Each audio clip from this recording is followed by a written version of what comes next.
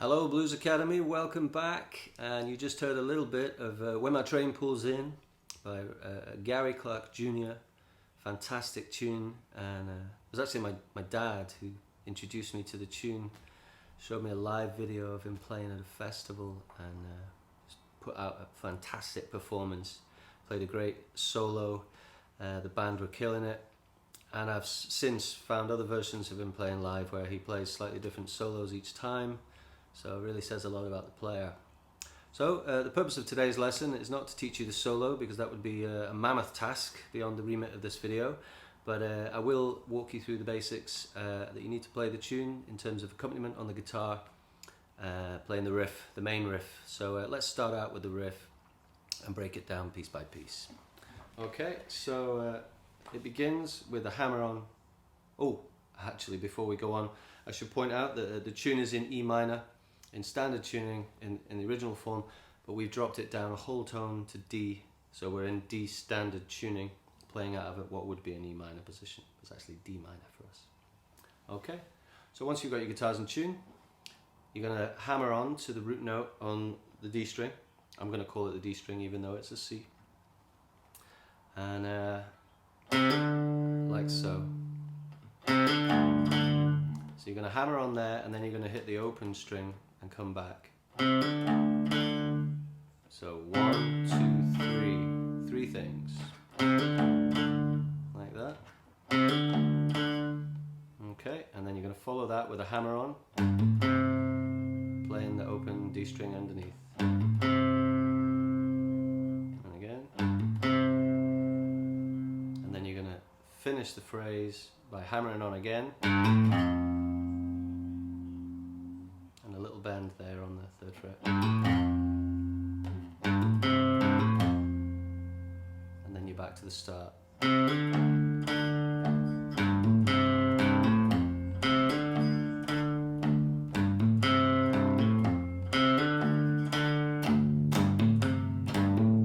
Okay, so this riff comes in before the band. The band join in halfway through on that. 1, 2, 3, 4, 1. So they're coming in on beat 3, right? I'm not sure how to explain how to come in early, because there is nothing happening before you start. So just listen to the click track, get in the groove, and then after the second 4 count, you can just start playing the riff from the 1. And you'll know that if the band come in when you're on the hammer-ons, then you'll know you're in the right place. Just get a feel for it, give it a try, you should be fine. So that's the basic riff.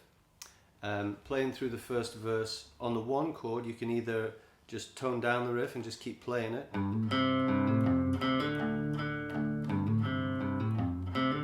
play that throughout the 1 chord section, and then it moves up to an A minor.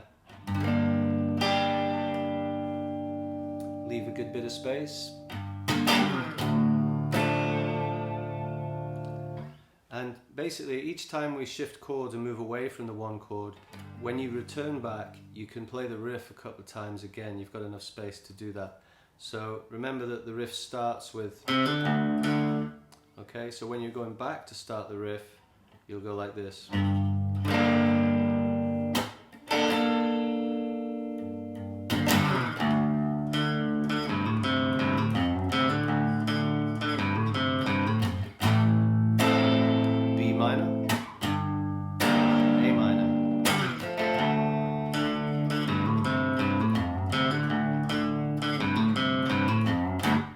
Okay, and that would be us about to begin the second verse.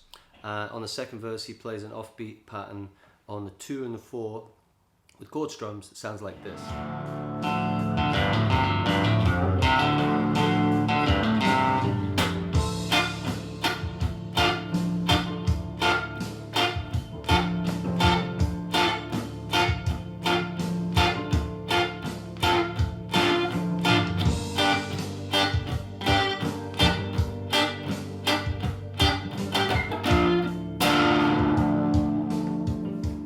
So that's the second verse pattern. As you can see, it's pretty simple. It's just offbeat chord strums. We're strumming up on 2 and 4, and I'm squeezing with the left hand as I strum up. So I get the emphasis, and the muting is helped here by the squeezing and releasing. And then on this hand, as I strum up, I bring my palm down onto the strings to help muting as well. So you strum up, catch it.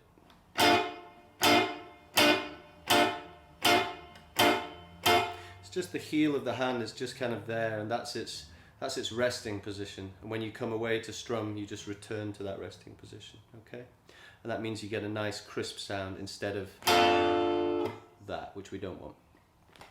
Okay, so we're going to play that offbeat pattern on the 1 chord, on the 4 chord, back to the 1, and then when you get to the 5 chord and turn around, you can just open it up and play something that sounds a bit more like this.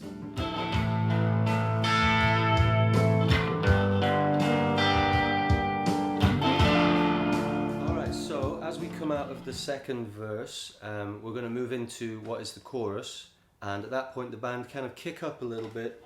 We're going to still play a chord accompaniment to that, but instead of like the other verses, when we do the turnaround at the end of the intro and at the end of the first and second verses, usually we would go like this.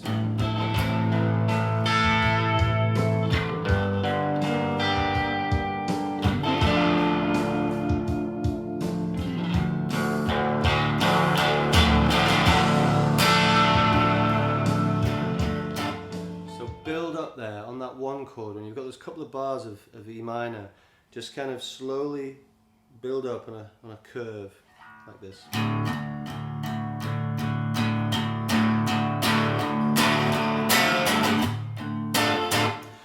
And throughout the chorus, there's maybe 2 guitar tracks on the recording, you know. One might be playing the riff,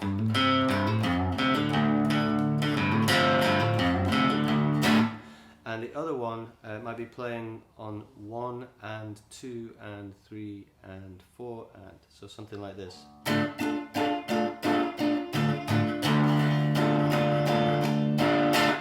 Just a slightly more busy approach there. You could play some big chords and leave them ringing if you wanted. Especially if there's 2 guitars, you've got the space to do that. Just to backtrack a little bit here as well at this point, just to point out that the riff itself, right, when I first played it there, just real clean, you know.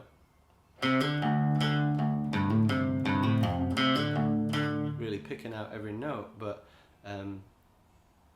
Gary will kind of play it a bit rough and ready sometimes, so he might do this kind of thing. Kind of brush a bunch of strings on the hammer-on and throw in a piece of chord as well, so.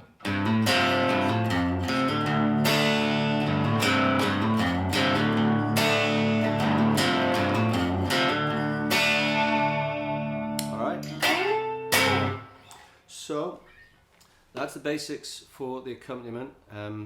As I said, when you're playing the 1 chord, you can either chord it or you can do the riff.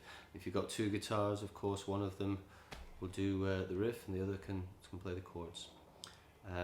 in terms of the solo, what I did on my recording is just listen to a bunch of live versions of Gary Clark Jr., got into the sort of headspace that he was in, big Hendrix influence. So to get that sound, I used my little tube amp, a bit of marine reverb, and a blues driver pedal to get the kind of gainy, distorted sound that you need for that. So if you have a gain pedal or a distortion pedal, kind of just find that tone where you've got a bit of a valve amp sound with some real gain power there. You're going to need it.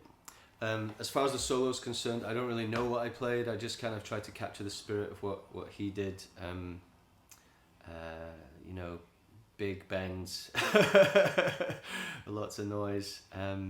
So hopefully it worked out okay. I think, you know, listening to Gary Clark Jr., it's clear that he improvises quite a bit on those extended solos. So I think it's fair for us to do that as well and have a try. If you'd like to study his original solo and get some ideas, definitely worth your practice. But for now, just have a go, improvise your own solo, crank it up to 11, and knock yourselves out. All right, have fun with that. I'll see you next week. Cheers, guys.